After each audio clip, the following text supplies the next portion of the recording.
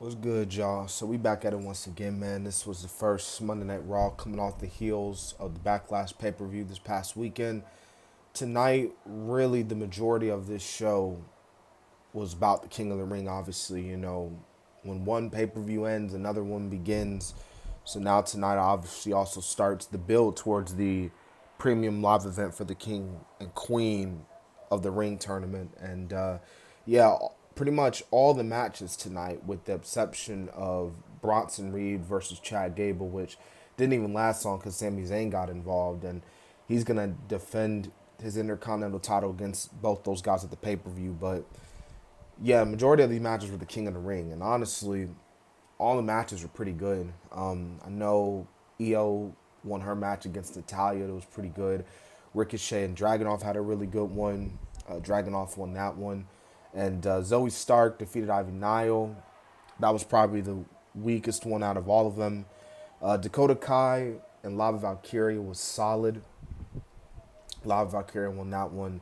And in the main event, we saw Gunther and Sheamus put on another banger of a match that saw Gunther won the match. Obviously, they attacked the leg, Gunther and, really Ludwig.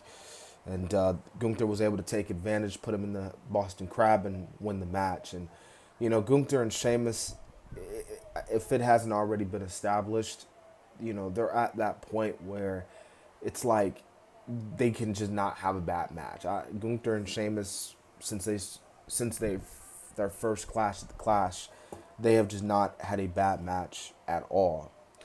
Drew McIntyre was supposed to compete in this tournament, but because Drew McIntyre is not able to compete, he got replaced. Jey Uso, this was the first match of the night. Jey Uso beat Finn Balor to advance in the tournament, and he's actually going to face Dragunov next week.